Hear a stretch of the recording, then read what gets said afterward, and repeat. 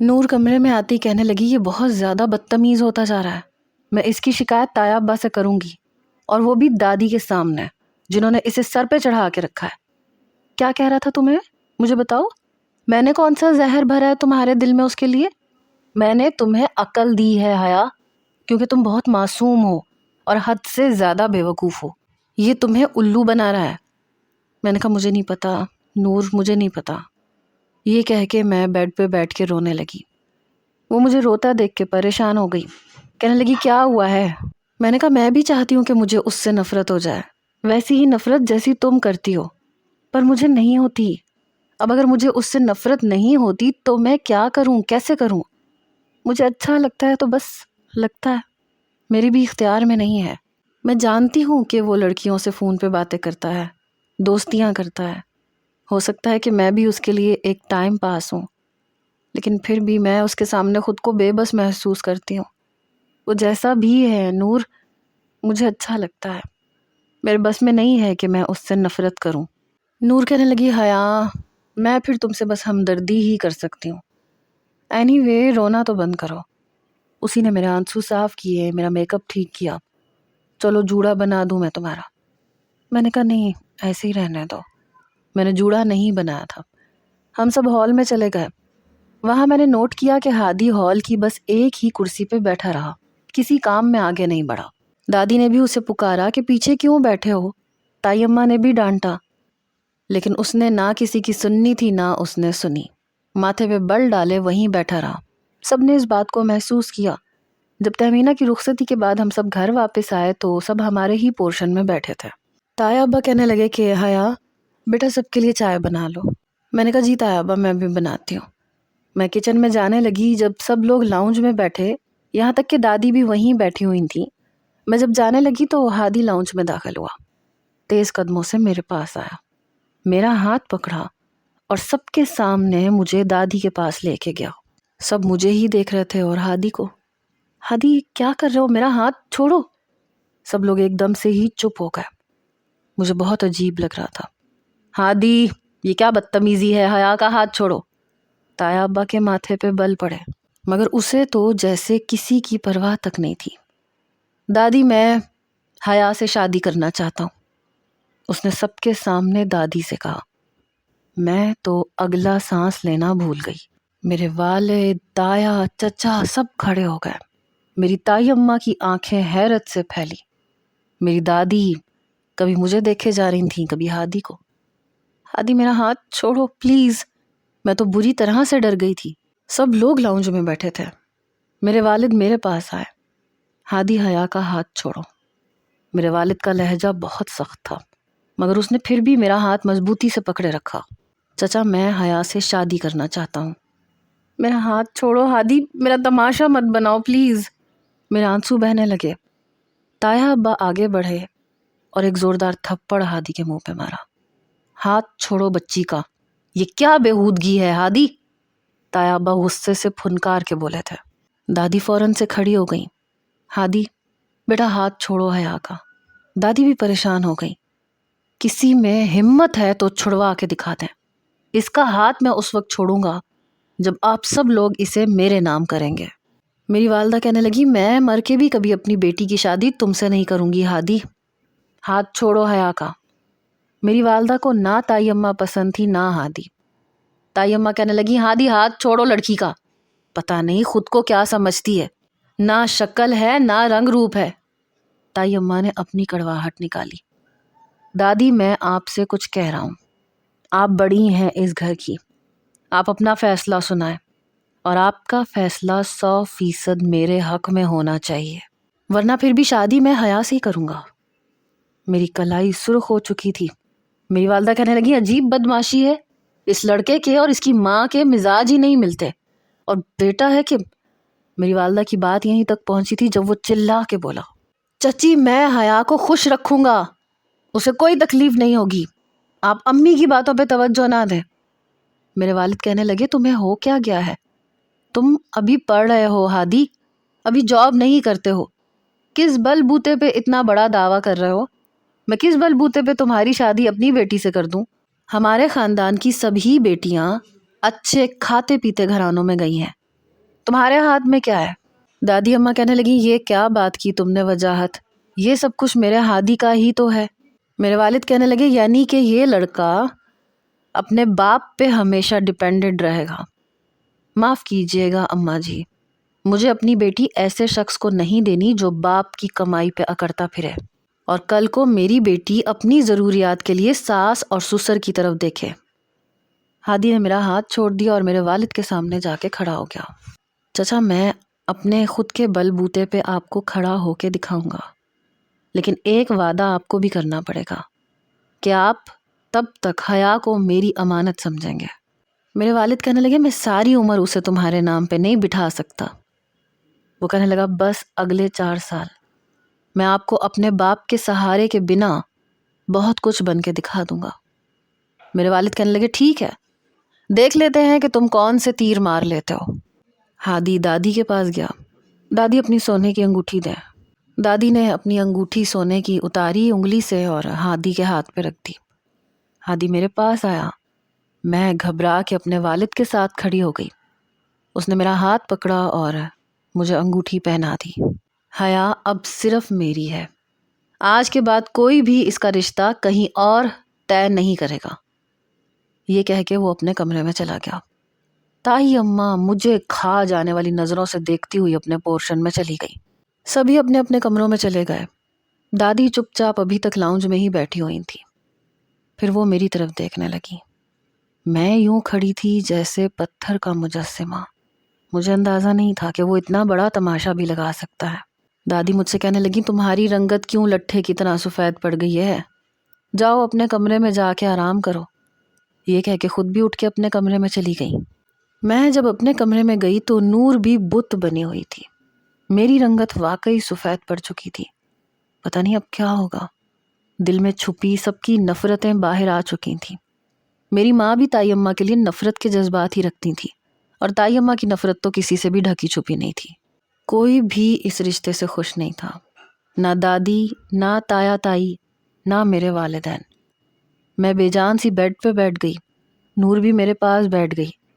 توبہ ہے، یہ لڑکا تو کسی کے کنٹرول میں نہیں ہے۔ ہم میں سے کوئی بھی یہ سب کچھ سوچ بھی نہیں سکتا تھا جو اس نے کیا ہے۔ اف، تایا بھکا تھپڑ کھا کے بھی اس نے تمہارا ہاتھ نہیں چھوڑا۔ کسی سے نہیں ڈرتا یہ۔ حیا، تائی اماں شادی کے بعد تمہیں کبھی چین سے جینے نہیں دیں گی، اور ہادی کتنا ہی لڑ لے اپنی ماں سے، تم تو بہت برا پھنسنے والی ہو۔ میرا اپنا دماغ کام نہیں کر رہا تھا۔ اپنے ہاتھ میں اس کی پہنائی ہوئی انگوٹھی دیکھ کے میں جھرجھری سی لے کے رہ گئی تھی۔ نور کہنے لگی تمہیں تو اپنی خاطر لڑنا بھی نہیں آتا، پتہ نہیں تمہارا کیا ہوگا اب۔ مجھے پتہ نہیں کیوں بہت ڈر لگ رہا تھا۔ کیا کر لے گا وہ 4 سال میں ایسا، کیا کر لے گا کہ اپنے بلبوتے پہ اسٹیبلش ہو سکے۔ اپنے اسائنمنٹ تک تو وہ مجھ سے بنواتا تھا۔ میری بڑی دونوں بہنوں کی شادیاں اچھے کھاتے پیتے گھرانوں میں ہوئی تھیں، یہ سچ تھا۔ اور یہ بھی سچ تھا کہ ہادی کو زیادہ محنت اور مشقت برداشت کرنے کی عادت نہیں تھی، وہ بہت زیادہ ایکسٹرا محنت نہیں کر سکتا تھا۔ لیکن یہ بھی سچ تھا کہ میں اس کا انتظار کر سکتی تھی۔ 4 سال کیا، میں 8 سال بھی اس کے انتظار میں بیٹھ سکتی تھی۔ نور کے پاس بھی کہنے کو شاید کچھ نہیں بچا تھا، اس لیے وہ چپ چاپ آنکھیں بند کر کے لیٹ چکی تھی، لیکن میری آنکھوں سے نیند غائب تھی۔ مجھے سمجھ میں نہیں آ رہا تھا کہ جو کچھ ہوا ہے کیا وہ ٹھیک ہوا ہے۔ پتہ نہیں کیوں میرا رونے کو جی چاہ رہا تھا، کیونکہ مجھے جو چہرے اپنوں کے نظر آئے تھے، کسی کے چہرے پہ بھی خوشی کی ایک رمق تک نہیں تھی۔ یہ کیسا رشتہ طے ہوا تھا میرا۔ بہرحال نیند تو انسان کو پھر بھی آ ہی جاتی ہے، مجھ پہ بھی مہربان ہو ہی گئی۔ صبح جب میں اٹھی تو خلاف توقع گھر میں بڑی خاموشی تھی، حالانکہ شادی والا گھر تھا، آج ولیمہ تھا۔ میں باہر آئی تو سب لوگ جاگ رہے تھے، لیکن اپنی اپنی جگہ پہ چپ بیٹھے تھے۔ میری والدہ مجھے دیکھ کے اپنا رخ بدل گئی۔ میں سیدھی باورچی خانے میں آ گئی، ناشتہ بنانے لگی۔ تبھی میری والدہ کچن میں آئی، کہنے لگی کیا تمہیں اس نے بلیک میل کیا ہے؟ میں نے نفی میں سر ہلایا۔ میری والدہ کہنے لگی کیا تم بھی یہی چاہتی ہو؟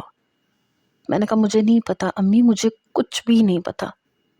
کہنے لگی تمہاری بہن مجھے اپنے دیور کا کہہ کے گئی تھی تمہارے لیے، انہوں نے میری بڑی بہن کا نام لیا، اچھے خاصے لوگ ہیں، تمیزدار لڑکا ہے، اور میں اور تمہارے والد تو سوچ بھی رہے تھے کہ چلو دونوں بہنیں ایک ہی گھر میں چلی جائیں گی، اور اس لڑکے نے نئی مصیبت ڈال دیا۔ میں اچھی طرح سے جانتی ہوں اس کی ہڈیوں میں کام نہیں ہے۔ 4 سال تو اس نے یوں بولا ہے جیسے پتہ نہیں کون سا سیٹھ بن جائے گا۔ اور انجم بھابی کا مزاج دیکھا تھا تم نے؟ ارے جہاں دلوں میں گنجائش نہ ہو وہاں کیا رشتے کرنے ہیں؟ میرا تو دل بڑا گھبرا رہا ہے۔ دل تو میرا بھی بہت گھبرا رہا تھا۔ میں جلدی جلدی سے ناشتہ بنا رہی تھی کہ تبھی ہادی کی آواز آئی، حیا میرے لیے چیز آملیٹ بنا دو پلیز۔ میری والدہ کے ماتھے پہ بل پڑے۔ یہ تمہیں ہمیشہ نوکر بنا کے رکھے گا، دیکھ لینا تم۔ یہ کہہ کے میری والدہ کچن سے باہر چلی گئی۔ میں نے اس کے لیے چیز آملیٹ بنایا، سب کا ناشتہ ٹیبل پہ لگایا۔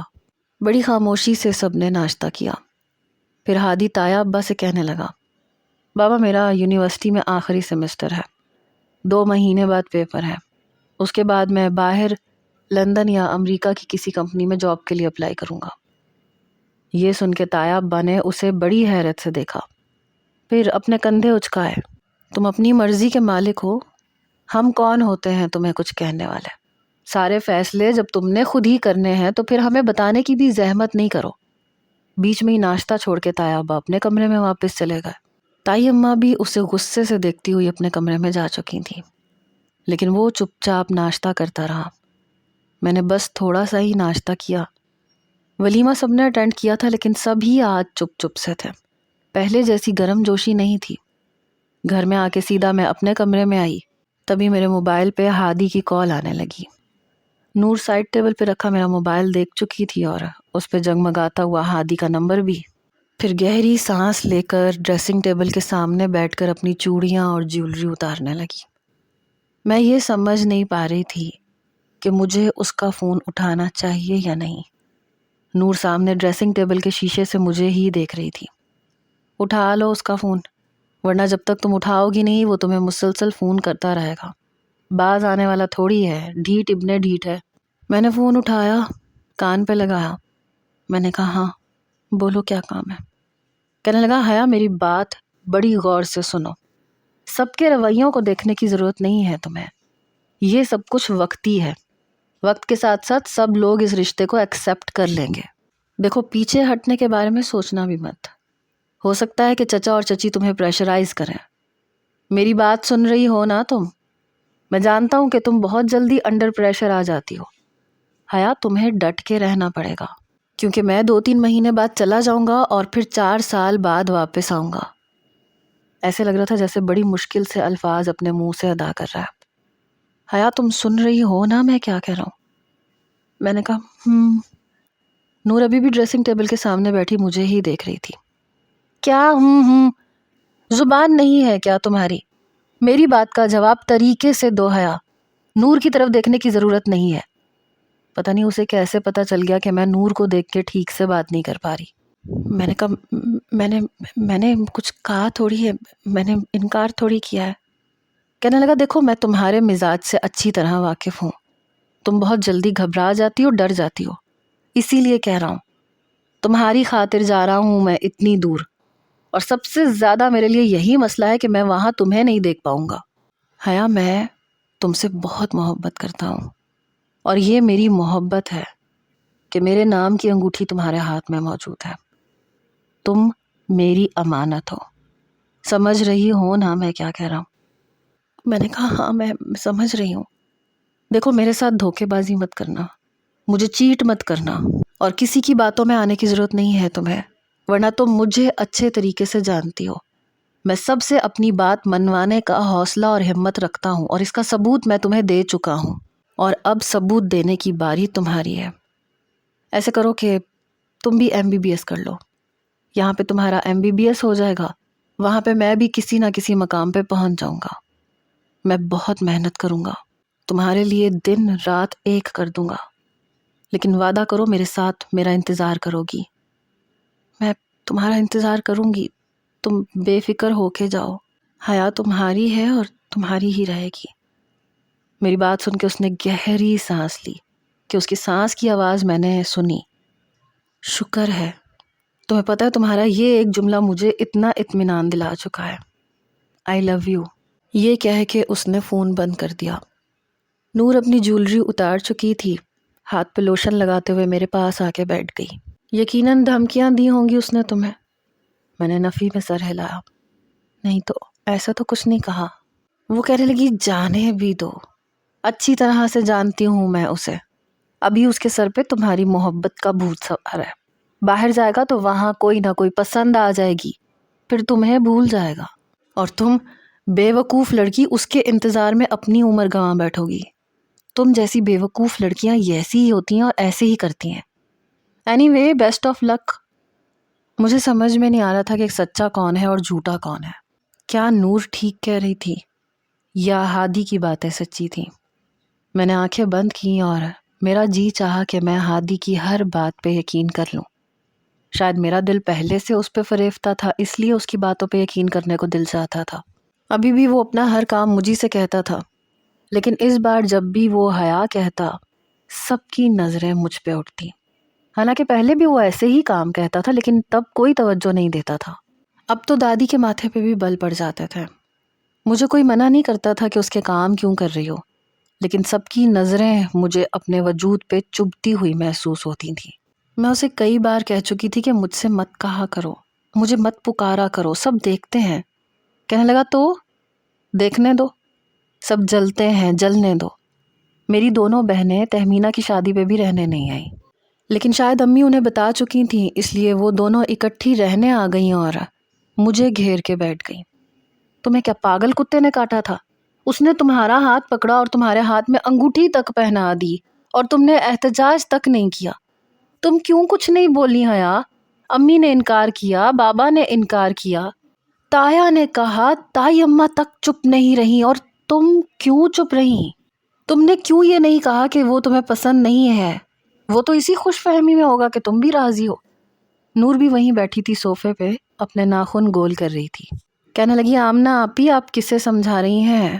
موصوفہ اس کی محبت میں گوڈے گوڈے ڈوبی ہوئی ہیں، اسے سمجھانے کا کوئی فائدہ نہیں ہے۔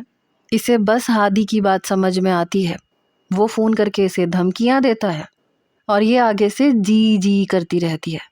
اسے تو بعد میں پتہ چلے گا جب ساری زندگی تائی اماں کے تانے سننے پڑیں گے۔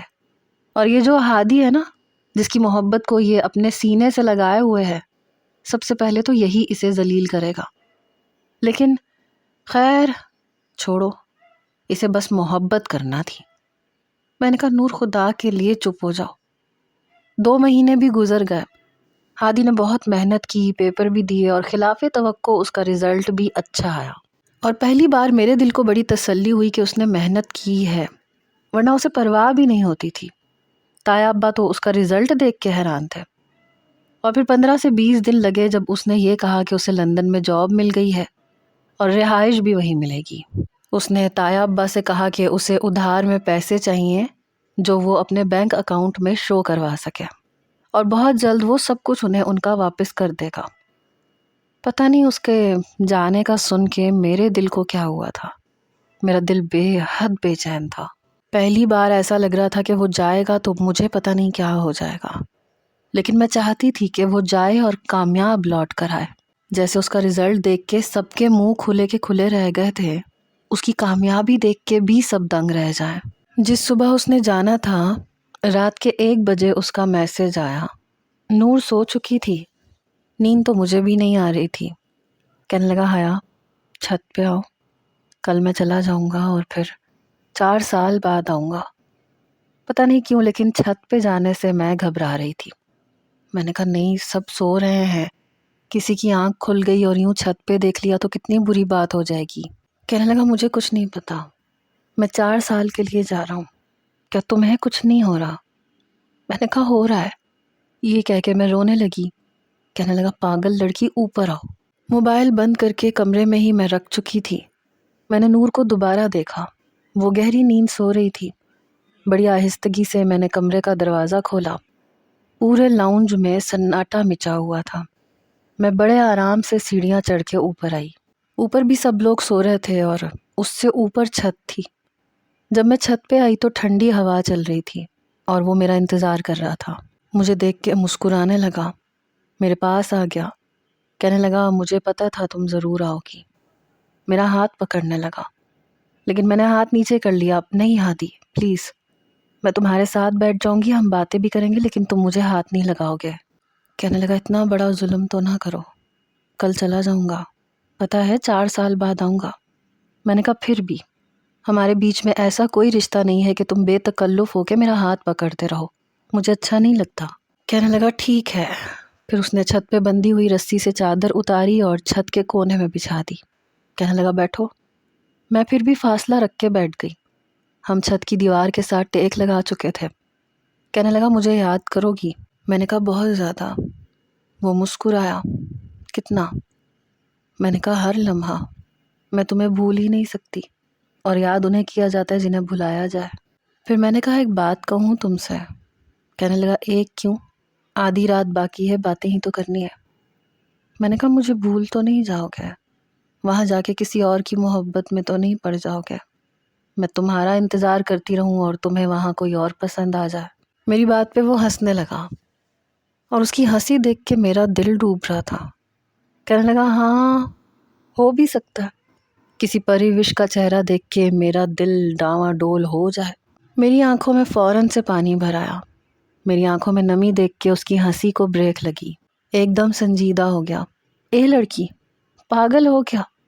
برجستہ اس کا ہاتھ میرے چہرے کی طرف بڑھا، کیونکہ میری آنکھوں سے آنسو چھلک کے رخسار پہ آئے تھے، لیکن میں پیچھے ہٹ گئی۔ اپنے آنسو میں نے خود صاف کیے۔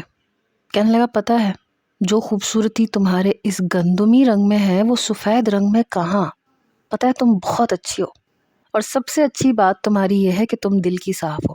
تمہیں مجھ سے محبت تھی تو تم نے کہہ بھی دیا ہے۔ تمہارے اندر ملاوٹ نہیں ہے، عام لڑکیوں جیسی چالاکی نہیں ہے، تم بہت سادہ ہو، بس ایک برائی ہے تم میں۔ میں نے کہا وہ کیا؟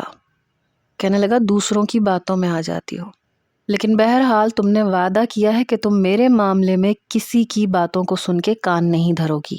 میں نے کہا نہیں، میں اتنی بھی کمزور نہیں ہوں جتنا تم نے سمجھ لیا ہے۔ کہنے لگا اچھا مجھے گانا سناؤ۔ میں نے کہا کون سا گانا؟ کہنے لگا وہی جو اس دن گنگنا رہی تھی۔ سچ بتاؤ میرے بارے میں سوچ رہی تھی نا؟ میرے چہرے پہ ایک مسکراہٹ آ کے ٹھہر گئی۔ میں نے اس بات میں سر ہلایا۔ یہ سچ تھا کہ میں اسی کے بارے میں سوچ رہی تھی۔ میں نے اپنی آنکھیں بند کر لیں۔ میں تیرے کل میں ہوں، آج میں ہوں، میں تیری سانسوں کے ساز میں ہوں، آنکھیں جھکا کے سن لے مجھے تو، میں تیرے دل کی آواز میں ہوں۔ تو حوصلہ ہے، تو ہے ارادہ، آدھی میں تجھ میں، مجھ میں تو آدھا، ٹوٹوں نہ بھی ٹوٹے نہ تو بھی، میں تیرا سپنا تو میرا وعدہ، ہائے میں مر ہی جاؤں جو تجھ کو نہ پاؤں، باتوں میں تیری میں راتیں بتاؤں، ہونٹوں پہ لمحہ لمحہ ہے نام تیرا، ہائے تجھی کو گاؤں میں، تجھی کو پکاروں، سیاں رے تو بدلا نہیں ہے، موسم ذرا سا روٹھا ہوا ہے۔ اس بار وہ بھی میرے ساتھ گا رہا تھا، ایک ہی آواز میں، اور پتہ نہیں کیوں میری آنکھوں سے مسلسل آنسو بہہ رہے تھے۔ پتہ نہیں کیوں لیکن میں سسکیوں سے رونے لگی۔ میں نے دونوں ہاتھوں سے اپنا چہرہ چھپا لیا۔ حیا، اے پاگل لڑکی، کیوں رو رہی ہو تم؟ میرے چہرے سے میرے دونوں ہاتھ پیچھے کر چکا تھا۔ جب میں نے اس کی طرف دیکھا تو اس کا بھی چہرہ بھیگا ہوا تھا، اپنی شرٹ کی آستینوں سے اپنا چہرہ صاف کر رہا تھا۔ رو تو وہ بھی رہا تھا لیکن اسے پرواہ میرے آنسوؤں کی تھی۔ اپنے دونوں ہاتھوں سے اس نے میرے آنسو صاف کیے۔ پھر میں اٹھ کے نیچے اپنے کمرے میں آ گئی۔ اس کا میسج آیا، حیا پلیز جاتے وقت میرے سامنے مت آنا، اپنے کمرے میں رہنا، مجھے نظر بھی نہ آنا، میں بڑی مشکل سے اپنے دل کو سمجھا کے جا رہا ہوں، اور اگر جاتے وقت تم سامنے آ گئی اور تمہاری آنکھوں میں آنسو دیکھے تو میں جا نہیں پاؤں گا، اور میں جانا چاہتا ہوں، تمہارے لیے کامیاب ہو کے واپس آنا ہے۔ میں نے کوئی جواب نہیں دیا۔ صبح نور مجھ سے کہنے لگی کہ یونیورسٹی نہیں جانا۔ میں نے کہا نہیں جانا۔ میری آنکھیں متورم تھیں، رات کافی دیر تک میں روتی رہی تھی۔ نور نے گہری سانس لی اور میرے پاس بیٹھ گئی۔ کہنے لگی حیا، میں نے کبھی نہیں سوچا تھا کہ تم کسی سے اس طرح سے ٹوٹ کے بھی محبت کر سکتی ہو، کاش وہ بے وفا نہ نکلے، بس مجھے تمہاری فکر ہے۔ میرے چہرے کو اپنے ہاتھوں سے بڑے پیار سے چھو کے کہہ رہی تھی۔ میں اس کے اخلاص پہ شک نہیں کر سکتی تھی، لیکن مجھے نہیں لگتا تھا کہ ہادی مجھے دھوکہ دے گا۔ نور یونیورسٹی جا چکی تھی، میں اپنے کمرے میں ہی بیٹھی تھی۔ باہر سے ہادی کی آواز آ رہی تھی، ताई अम्मा रो रही थी, अपना ख्याल रखना, समझे ना। दादी भी रो रही थी, बेटा तुम खाने की परवाह नहीं करते, और हाँ रात को दूध का गिलास पी के ज़रूर सोना। हाँ दादी, सोऊंगा, दूध पी के सोऊंगा, बस आप भी अपना ख्याल रखिएगा। और अंदर मैं बैठी आंसू बहा रही थी। अम्मी आप भी अपना ख्याल रखिएगा और उसका भी। वो हर एक से यही बातें कर रहा था और आखिर में ये कह रहा था कि हया का ख्याल रखिएगा। जैसे ही मुझे बाहर गाड़ी स्टार्ट होने की आवाज़ आई, मैं भागते हुए खिड़की के पास आई, जल्दी से पर्दा पीछे किया, लेकिन उसने आंखों में काला चश्मा पहन रखा था। गाड़ी ताया अब्बा चला रहे थे। शायद उस काले चश्मे के अंदर से उसने मुझे देखा और उसके बाद अपना रुख बदल गया। जैसे जैसे वो जा रहा था मुझे लग रहा था जैसे मेरे अंदर से कोई चीज़ खींच रही है। मैं नहीं जानती मुझे हादी से मोहब्बत कब हुई, शायद बचपन में, जब वो अपनी आइसक्रीम खा के मुझसे और नूर से आइसक्रीम मांगता था तो नूर भाग के चली जाती थी। मैं क्यों दूँ अपनी, तुमने अपनी पूरी खा ली है, तुम क्या नवाब के बच्चे हो। तो वो कहता था कि मुझे और खानी है, दो ना प्लीज़। तो मैं उसे अपनी आइसक्रीम दे देती थी और नूर मुझे गुस्से से देखती थी। उसे क्यों खिलाई है तुमने अपनी आइसक्रीम, उसने कभी तुम्हें दी है। मैंने कहा कोई बात नहीं, उसका दिल चाह रहा था, पता नहीं उसका कितना दिल चाह रहा होगा, मुझे वैसे भी नहीं खानी थी। खैर है, मैं शायद उस वक्त 7वीं जमात में पढ़ती थी, वो 10वीं जमात में था। मेरे बाल शोल्डर तक थे, मुझे बाल बढ़ाने का बिल्कुल भी शौक़ नहीं था। वो अपने पेपर्स की तैयारी कर करके थक गया था, इसलिए अपनी पसंद का ड्रामा देख रहा था। मैं जब चाय बना के उसके कमरे में लाई तो वो उस लड़की के लंबे बाल देख रहा था। मैंने कहा ये क्या देख रहे हो, तुम तो ड्रामे शौक से नहीं देखते। कहने लगा ड्रामा कौन देख रहा है, मैं तो इस लड़की को देख रहा हूँ। हया तुमने इसके बाल देखे हैं, कितने सिल्की और लंबे हैं, मुझे लंबे बाल बहुत पसंद है। वो बड़े गौर से और इश्तियाक से उस लड़की के बालों को देखे जा रहा था। मैं कमरे से बाहर आ गई, कमरे में आके ड्रेसिंग टेबल के सामने खड़ी होके अपने बाल देखने लगी। सामने तेल की शीशी पड़ी थी जो मैंने आज तक अपने सर पे नहीं लगाई थी। अम्मी कभी ज़बरदस्ती लगा भी देती थी तो मैं फ़ौरन से सर धो लेती थी, लेकिन आज मैंने खुद लगाया था। उसके बाद से मैंने अपने बाल नहीं कटवाए। जब मैं 8th क्लास में आई तो मेरे बाल भी उतने ही लंबे हो चुके थे। जानबूझ के मैंने हादी के सामने अपने बालों की चुटिया दिखाई। उसकी आंखों में हैरत उतरी थी। मैंने कहा देखा मेरे बाल कितने लंबे हो गए। वो मेरे पीछे आके खड़ा हुआ और चुटिया का आखिरी सिरा पकड़ के ज़रा सा खींचा। मैंने कहा हादी के बच्चे ये क्या कर रहे हो तुम। हंसते हुए कहने लगा मैं देख रहा था कि नकली है या असली। ये कह के बाहर चला गया। मैं आंखें बंद करके अपनी ज़िंदगी के वो सारे लम्हात याद कर रही थी, कब मुझे उससे मोहब्बत हुई, लेकिन याद ही नहीं आ रहा था क्योंकि मेरे दिल ने कभी गवाही ये दी ही नहीं थी कि हाँ ये वो लम्हा है जब मुझे उससे मोहब्बत हुई। बस मुझे ये पता था कि जो चीज़ उसे पसंद है वो मुझे भी पसंद होनी चाहिए। अगर वो मुझसे फरमाइश करता तो मुझे उसकी फरमाइश हर हाल में पूरी करनी है।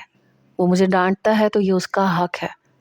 पता नहीं मैंने अपने सारे हकूक़ कब उसके नाम किए, ये मुझे याद नहीं है, शायद बचपन से ही।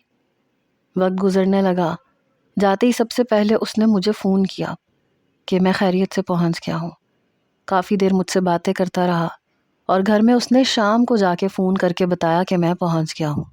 फर्स्ट ईयर में मेरे इतने अच्छे नंबर नहीं आए क्योंकि मेरी तवज्जो पढ़ाई की तरफ थी ही नहीं, लेकिन सेकंड ग्रेड में मेरा B ग्रेड बना और नूर मुझ पे हैरान थी कि तुम्हें हुआ क्या है। हम दोनों ने ही MCAT की तैयारी की लेकिन पास सिर्फ नूर हुई।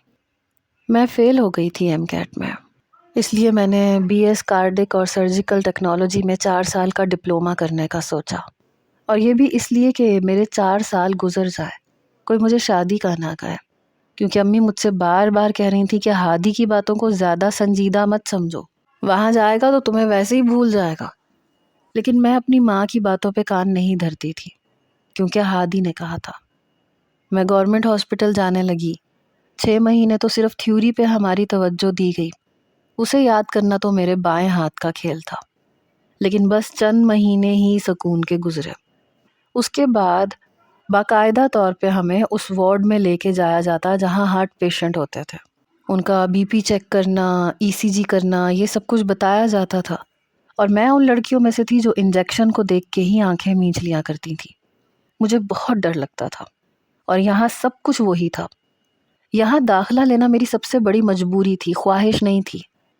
میں یہاں بس ٹائم پاس کرنے کے لیے آتی تھی، کیونکہ میں کسی اور لائن میں جانا نہیں چاہتی تھی، اور پھر نور کے بغیر میں پہلی بار کہیں اور آئی تھی تو بالکل بھی دل نہیں لگ رہا تھا۔ جہاں تک تھیوری کی پڑھائی تھی وہاں تک تو میں نے ریگولر کلاسز لیں، لیکن جہاں مجھے پریکٹیکل کرنے کے لیے بلایا جاتا تھا وہاں میرا دل ہی نہیں چاہتا تھا۔ ہارٹ پیشنٹ کی بگڑتی ہوئی حالت دیکھ کے میرے ہاتھ پاؤں کانپنے لگتے تھے، اور مجھے سمجھ میں نہیں آتا تھا کہ میں کیا کروں۔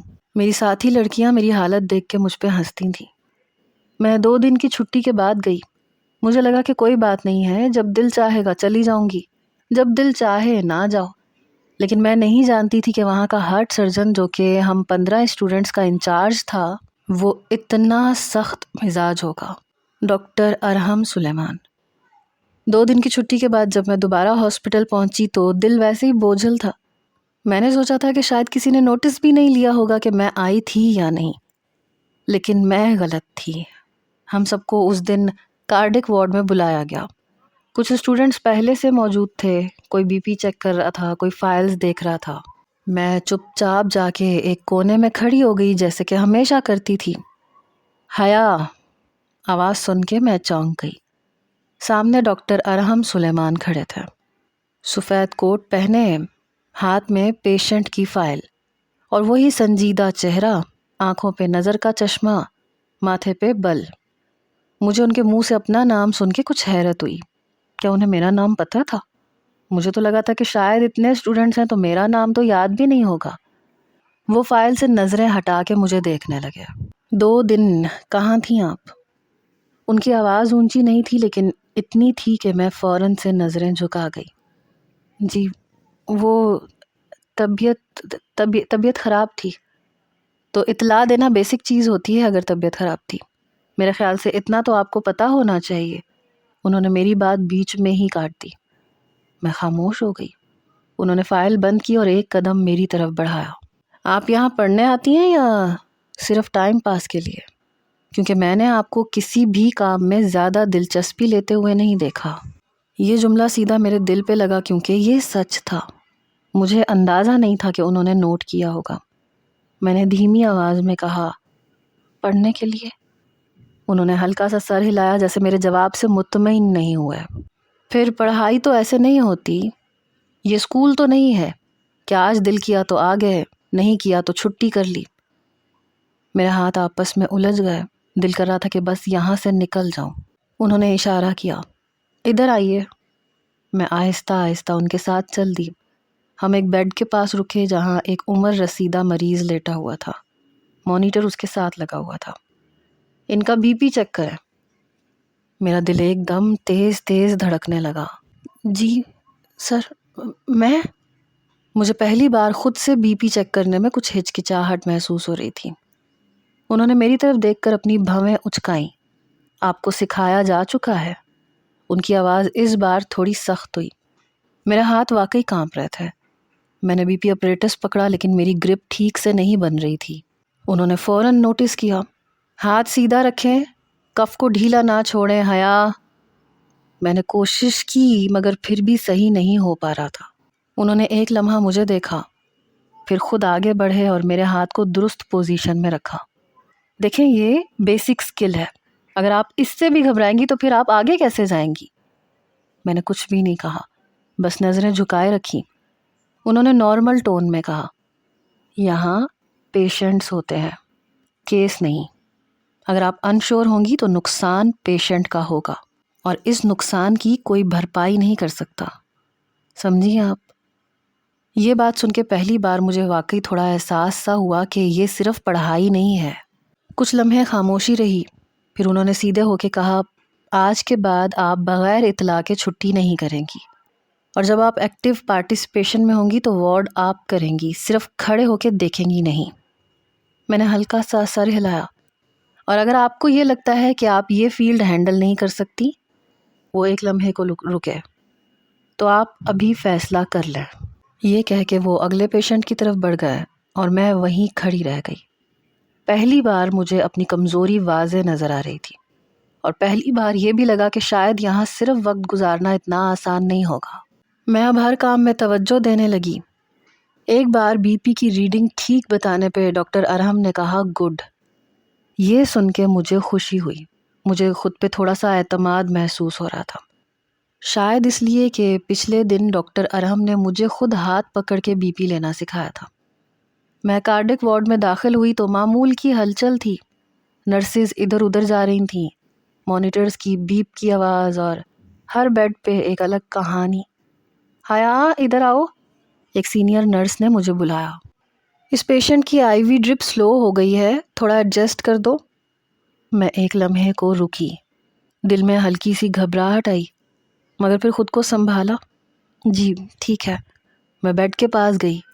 مریض کی عمر زیادہ تھی، ہاتھ میں کینولا لگا ہوا تھا، ڈرپ واقعی سلو چل رہی تھی۔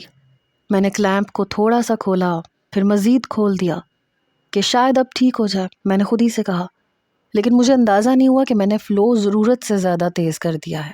چند ہی لمحوں کے بعد مریض نے بے چینی سے کروٹ بدلی اور اپنا سانس کھینچ کھینچ کے لینے لگا۔ یہ دیکھ کے میرے اوسان خطا ہوئے۔ سانس مشکل ہو رہی ہے، وہ شخص بامشکل بولا، اپنے سینے پہ ہاتھ مارنے لگا۔ میرا دل ایک دم سے ڈوب گیا۔ مانیٹر کی بیپ تیز ہونے لگی، HR اوپر جا رہا تھا۔ مریض کے چہرے پہ گھبراہٹ صاف نظر آ رہی تھی۔ سسٹر، میں نے گھبرا کے آواز دی، یہ دیکھیں انہیں کیا ہو رہا ہے۔ میری اپنی جان نکلی۔ نرس فوراً بھاگی ہوئی آئی، اس نے ایک نظر ڈرپ پہ ڈالی، پھر مانیٹر پہ۔ او گاڈ، تم نے فلو کتنا تیز کر دیا۔ میری تو جیسے زبان بند ہو گئی۔ میں نے بس تھوڑا سا، یہ کارڈک پیشنٹ ہے، تھوڑا سا نہیں ہوتا یہاں۔ وہ فوراً ڈرپ ایڈجسٹ کرنے لگی، مگر مریض کی حالت بگڑ رہی تھی۔ میں ڈاکٹر کو بلاتی ہوں۔ وہ بھاگتی ہوئی وارڈ سے باہر نکلی۔ میرے ہوش اڑنے لگے تھے۔